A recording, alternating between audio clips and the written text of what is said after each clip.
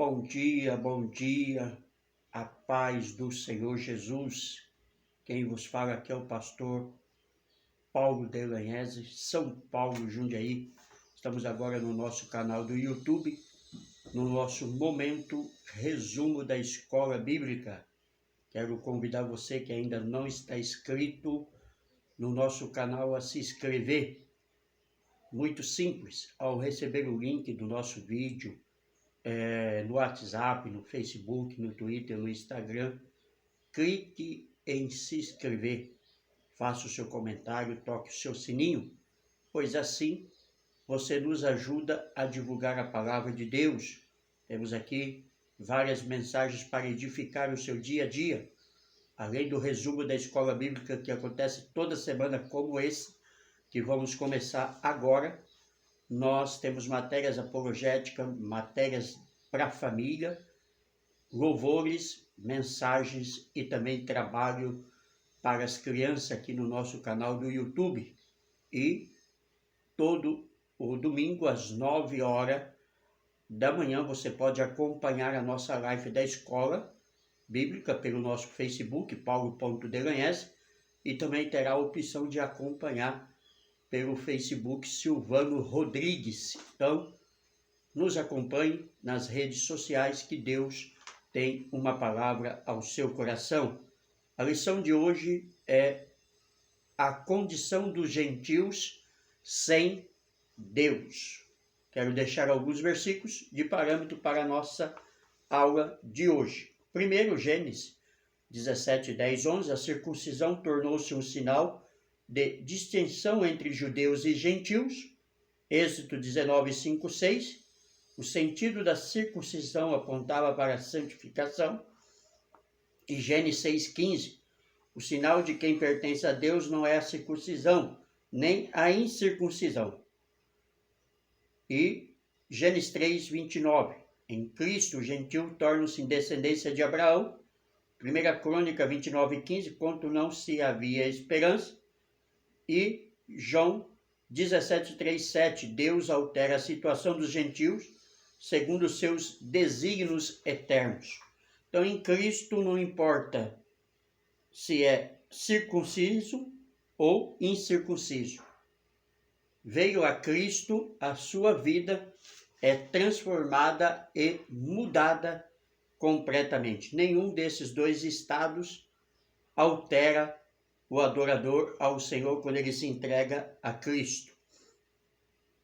Nosso textuário diz em Efésios 2, 11, portanto, lembrai-vos de que vós, no outro tempo, eras gentios na carne e chamado incircunciso, pelo que na carne se chama circunciso, feito para a mão dos homens. A verdade prática diz, outrora sem Deus, por meio de Cristo, o gentio torna-se descendência de Abraão e herdeiros da promessa.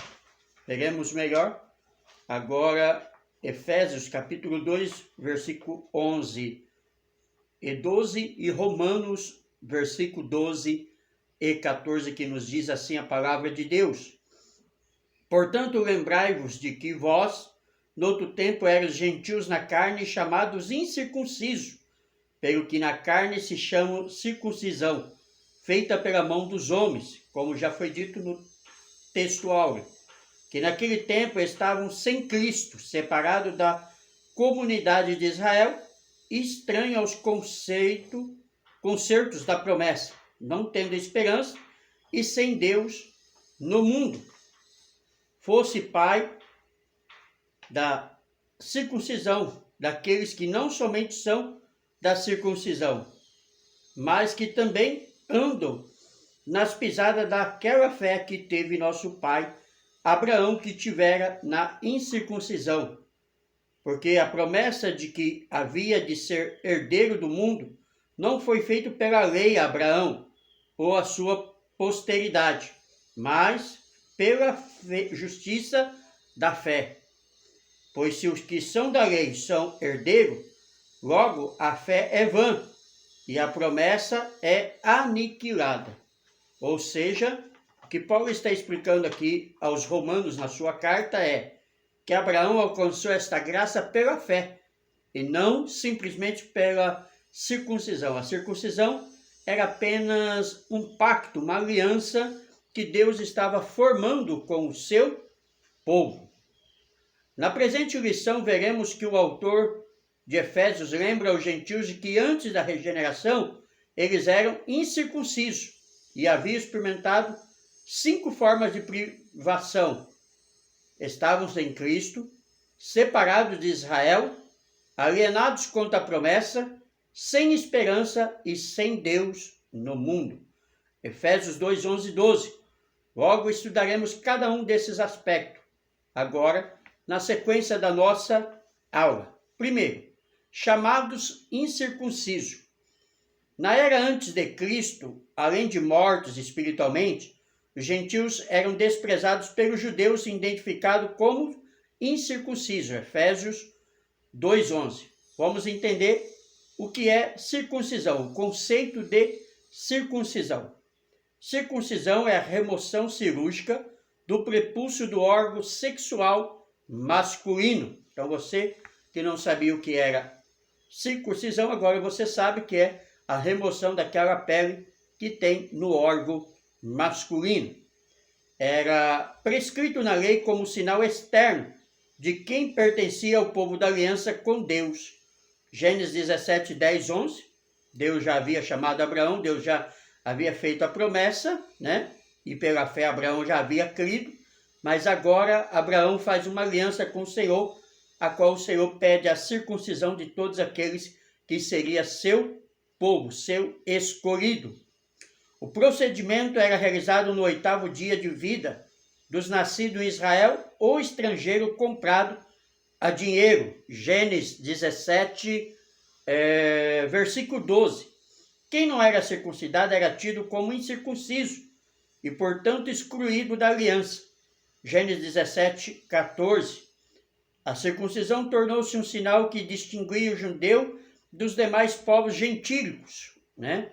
Então, esse era o sinal de quem pertencia a Deus e quem não pertencia a Deus. O sinal hoje é ser um adorador de Cristo, porque Deus não pede mais hoje a circuncisão da carne, mas a circuncisão do coração, um coração que agrada a Deus. O significado religioso da circuncisão. Seu significado religioso apontava para a santificação. Êxodo 19, 5, 6. Como a corrupção e as práticas idólatras estavam fortemente relacionadas com a sexualidade depravada, a circuncisão simbolizava a aliança de purificação requerida ao povo escolhido. Jeremias 5, 7, Oséias 4, 14 e Gálatas 5, 19. Era algo tão sério que os judeus recusavam-se até mesmo a comer com os incircuncisos. Atos 11, 3, né? Onde Pedro tem a revelação e aonde Deus fala a Pedro através do seu filho amado Jesus que Pedro não pode tornar imundo aquilo que ele purificou, né? Então, aí começamos a entender agora o plano de salvação no novo pacto, não do prepúcio, do órgão masculino, mas do coração. A circuncisão do coração. Vamos entender melhor o que estamos falando aí em cima.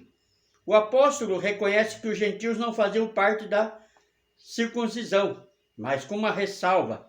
O sinal dos judeus era apenas físico e realizado por mãos humanas. Efésios 2, 11b. Então a circuncisão era algo feito pelo próprio homem e não por Deus, diferente do que acontece no coração do povo agora, que é feita diretamente por Deus.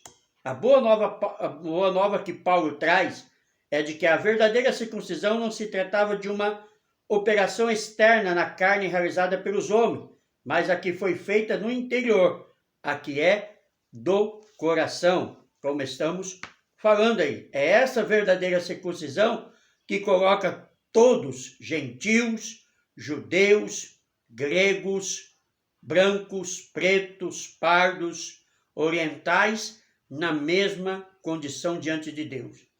A circuncisão do coração é a única que faz todos os homens, povos, nações, línguas ser adorador de Deus, e não simplesmente a circuncisão no prepúcio masculino.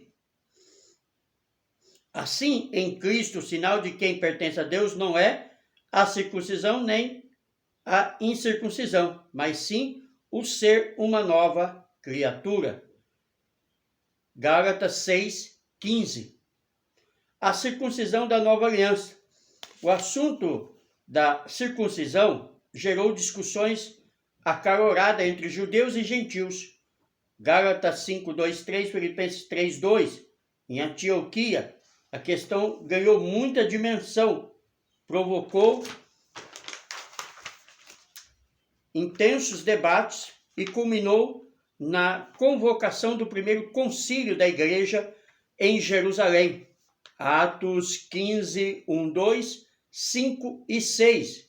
A deliberação dos apóstolos sobre o assunto, sobre a orientação do Espírito Santo, Atos 15, 28 e 29, passou a enfatizar que na nova aliança, a circuncisão somos nós que servimos a Deus no Espírito e nos gloriamos em Jesus Cristo e não confiamos na carne. Filipenses 3, versículo 3. O que ficou acertado na questão dos gentios, nessa reunião, nesse concílio dos apóstolos, é que os gentios iam se abster de comer carnes sufocada, adorar ídolos e prostituição e idolatria, ou seja, adorar outros deuses feitos de imagem de pau, pedra e gesso. Isso foi o que foi proibido ao povo de Deus. Por isso nós, cristãos, não adoramos, não servimos, não veneramos, não oramos e não prestamos culto a nenhuma imagem de barro, pedra, gesso, ouro ou o que for que seja feito. Porque essa foi o que Deus fez e falou ao coração dos apóstolos para que falasse a igreja.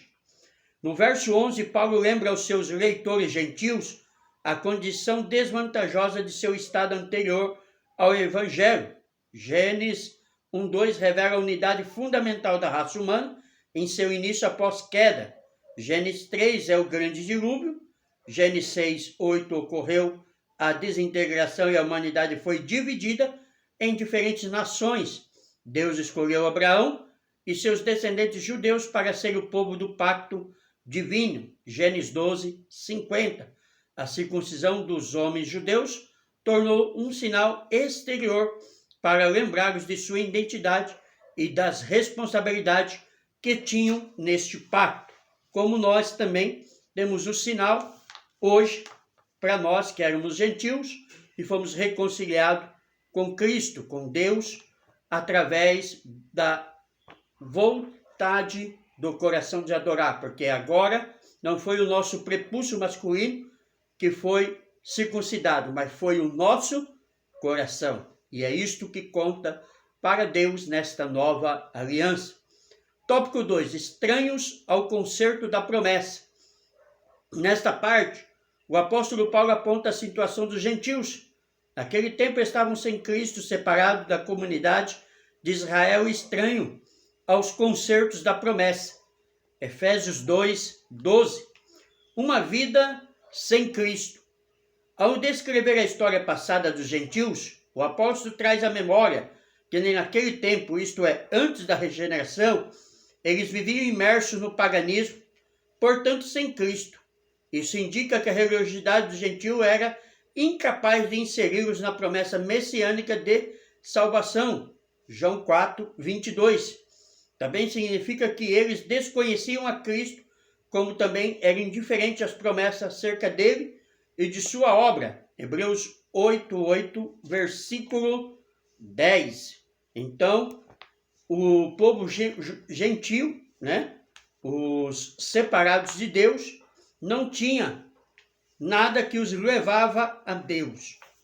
Por isso eram não só incircuncisos, como separados e sem esperança da sua promessa. Mas quando Paulo chega àquele local, ele mostra a eles que havia sim uma esperança, e que a esperança estava na promessa feita aos judeus e cumprida na pessoa de Jesus Cristo, separados da comunidade de Israel. Ainda no versículo 12, o apóstolo salienta a desvantagem de os gentios não pertencerem à comunidade de Israel. 2:12. Eles estavam excluídos não só dos símbolos externos, mas também não faziam parte do povo escolhido e, consequentemente, não podiam usufruir dos privilégios da aliança de Abraão. Romanos 9:4. A constatação cruel era de que Deus não havia se revelado aos gentios, pois a chamada divina fora feita somente a Abraão e a sua descendência. Gênesis 17:17. Nessa perspectiva, a lei e as promessas pertenciam somente aos judeus, e desse modo os gentios estavam fora do alcance das bênçãos prometidas a Abraão, a Isaque e a Jacó. Mateus 22, versículo 32. Entretanto, o que os gentios precisavam saber era que por meio de Cristo, eles também se tornariam descendência de Abraão. Gálatas 3:29. Foi aí que nós, gentios, porque eu e você, que não somos descendentes de Abraão, não somos da linhagem judaica, éramos gentios, mas fomos enxertados na oliveira verdadeira, alienados ao pacto das promessas. Uma vez separados da comunidade de Israel, os gentios desconheciam totalmente os vários pactos que Deus estabelecera com os patriarcas israelitas. Esses pactos giravam em torno da grande promessa do advento do Messias. Atos 13, 32 e 37. Quais eram os pactos? Primeiro, dentre eles, os pactos abraâmicos. Gênesis 12, 1, 3. O pacto mosaico. Deuteronômio 21, 8, 1, 14. E o pacto davídico. 2 Samuel 7, 13 e 16, aonde Deus promete a Davi que o seu trono nunca deixaria de ter sucessor. Da sua linhagem, da sua descendência, veria o Messias. Esses pactos eram reiterações da promessa messiânica. Os gentios não tinham noção deles e, por conseguinte, estavam alienados de qualquer promessa ou esperança messiânica. Agora, uma vez regenerados em Cristo e revelada a grandeza do amor divino, alienados da promessa por meio do sangue de Jesus, os gentios tornam-se herdeiros da maravilhosa promessa. Gálatas 3, versículo 29. Então, os gentios, agora através de Cristo, através do sacrifício perfeito, eles são reiterados e colocados dentro da promessa. É por isso que hoje aguardamos a volta de Cristo para buscar a sua igreja. Vivemos o ano de 2020, o pior da nossa história. Pelo menos nos meus 45 anos, nunca vi tal situação como essa que acontece neste ano, a pandemia do coronavírus, onde as pessoas ficam isoladas na sua casa, onde as pessoas não podem sair na rua, onde as pessoas não podem se divertir, onde as pessoas não podem viajar. Eu nunca imaginei que isso iria acontecer em nossos dias, mas sabemos que tudo isto é algo que mostra que Cristo está vindo, pois Cristo falou de guerras, terremotos, falou de pragas como essa, falou de pais contra filhos, de abortos, de prostituições, de homossexualismo, lesbianismo, idolatria desenfreada, avanço ao pecado. Tudo isso mostra que Cristo está vindo buscar a sua igreja. Quem sabe não passamos nem este ano e a trombeta toca e nós iremos ao encontro do Senhor. Porque esse é o grande anelo, o grande desejo da igreja, a sua noiva. Subsídio bíblico teológico. Falando mais especificamente sobre a alienação dos gentios, o apóstolo enumera as tragédias espirituais envolvidas nesse estado. Primeiramente, esses Efésios, estavam sem Cristo. Versículo 12. Separados de Cristo, antes de ouvirem e responderem a palavra da graça, eles não tinham parte ou parcela no povo messiânico. Fato que significava que eles não possuíam a esperança do Messias ou qualquer benefício que viesse junto com isto. Sua história era sem Cristo. Não há tragédia maior para o ser humano. Em segundo lugar, eles estavam separados da comunidade de Israel. Alienação é a expressão aqui por apolotrochanai, que significa essencialmente excluído, e não mero afastamento temporário de uma agregação anterior. Comunidade politeia tem dois sentidos: Estado ou nação, e cidadania ou direitos de cidadão. Primeiro significado está de acordo com a exclusividade nacional dos judeus. Os gentios estavam fora da comunidade do povo de Deus, com exceção de alguns proselitos, que eram os que se faziam judeus pela circuncisão. Então esses também passavam a ter direito ao pacto, mas os demais estavam separados da promessa. Tópico 3. Sem esperança e sem Deus. Então, apolotrochai, né, é excluído, sem esperança e sem Deus. Agora Paulo passa a descrever a situação dos gentios que viviam não tendo esperança e sem Deus no mundo. Efésios capítulo 2, versículo 12. Desprovidos da esperança. A palavra esperança traz a ideia de confiança. E nas Escrituras, seu principal uso está ligado à confiança nas promessas divinas. Salmo 130, verso 5. Jeremias 17, versículo 7. Podemos afirmar que os gentios eram desprovidos dessa esperança por causa da parte da filosofia grega, que descartava a possibilidade de uma vida além do túmulo. Atos 17, 18, 32, né? É por isso que numa das mensagens de Paulo, na sua carta aos Coríntios, ele diz que se esperássemos de Cristo só nesta vida, seríamos os mais miseráveis de todos os homens. E os gregos, né, os filósofos, o povo de Éfeso e de toda aquela cultura, era um povo que não tinha esperança após a morte. Eles achavam que não havia ressurreição. Eles achavam que não havia esperança após a morte.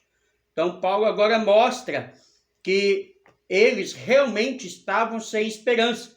Só que para eles que viviam sem esperança, Paulo trouxe a esperança que é Cristo, a nossa esperança.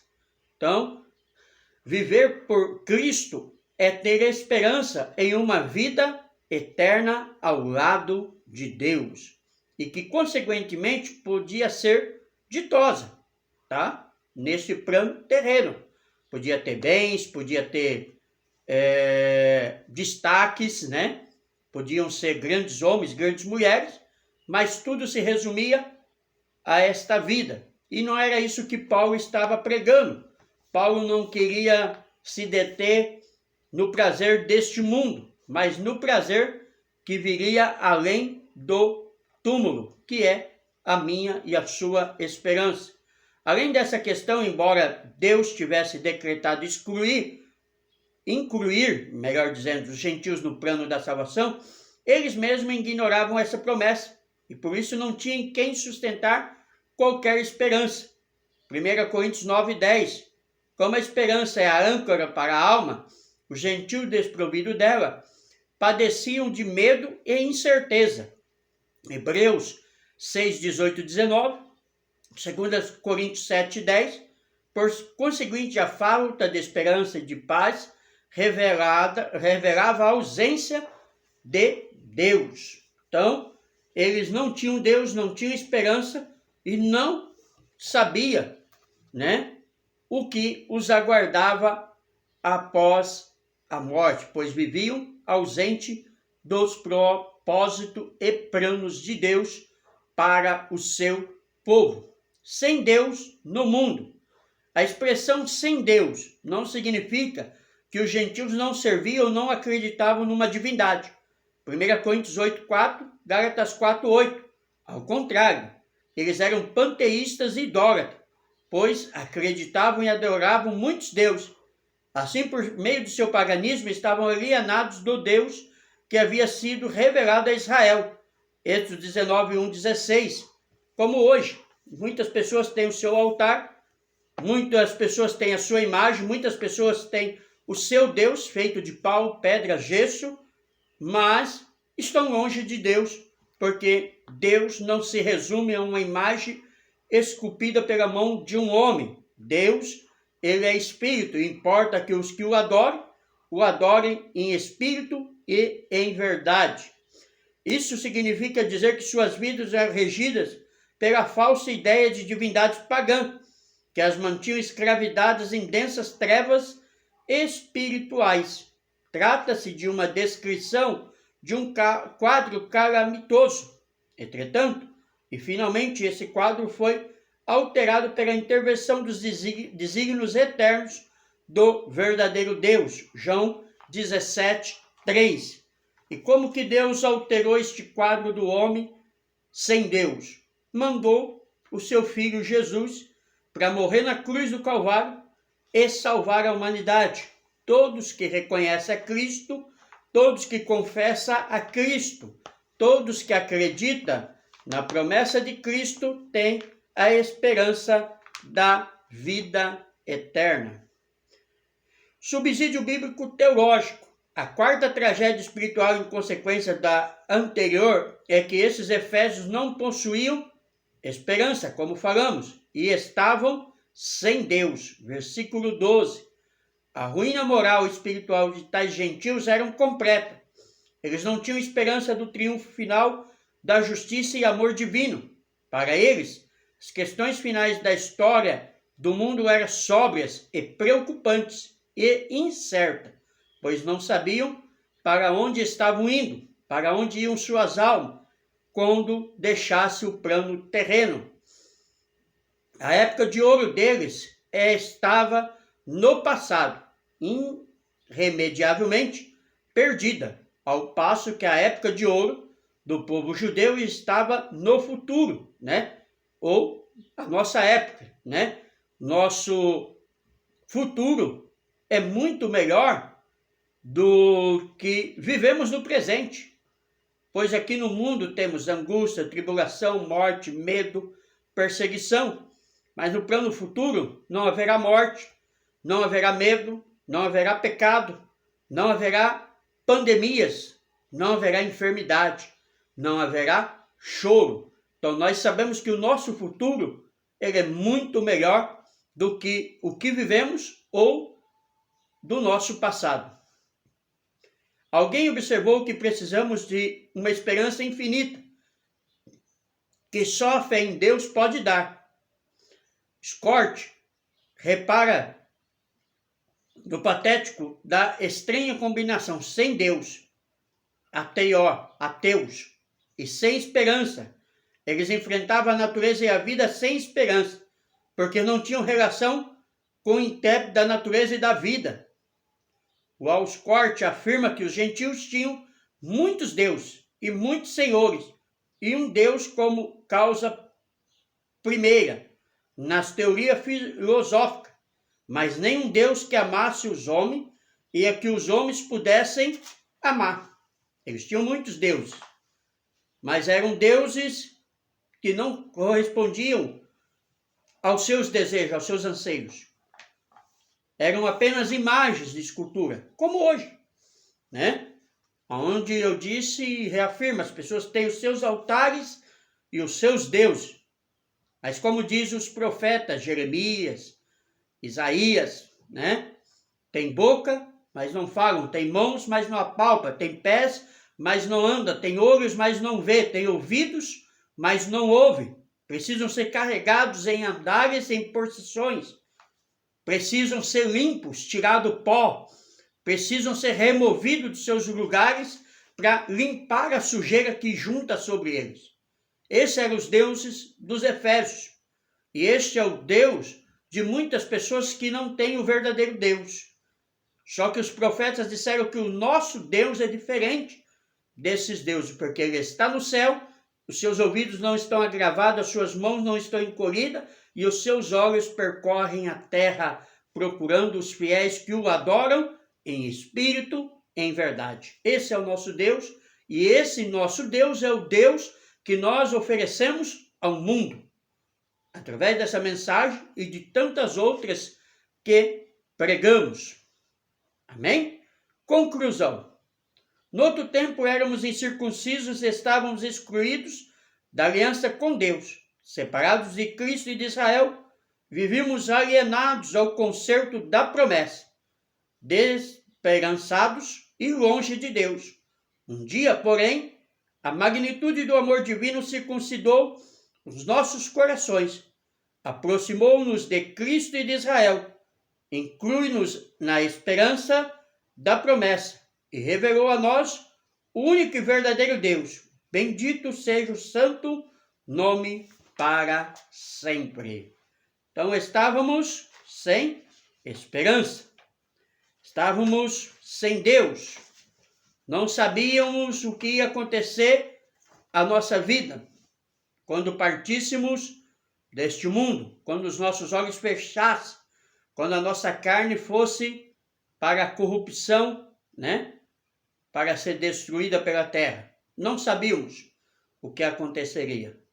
Mas Deus, através do seu muito amor e do sacrifício perfeito de Jesus na cruz do Calvário, circuncidou o nosso coração, mudou o nosso coração e fez com que nós nos aproximássemos das promessas de Deus. E hoje temos a verdadeira esperança em nosso coração. E a verdadeira esperança é ressuscitar com Cristo, como diz Paulo em 1 Coríntios capítulo 15, é sermos semelhante a Ele, aonde receberemos o corpo glorioso e glorificado, sem pecado, aonde estaremos para sempre com o Senhor. Amém? Deus abençoe a todos. Pastor Paulo Delanhese, São Paulo, Jundiaí. Se você ainda não está inscrito no nosso canal do YouTube, eu volto a convidá-lo a se inscrever. Digite lá no YouTube, Paulo.Delanhese, se inscreva, faça seu comentário, toque o sininho.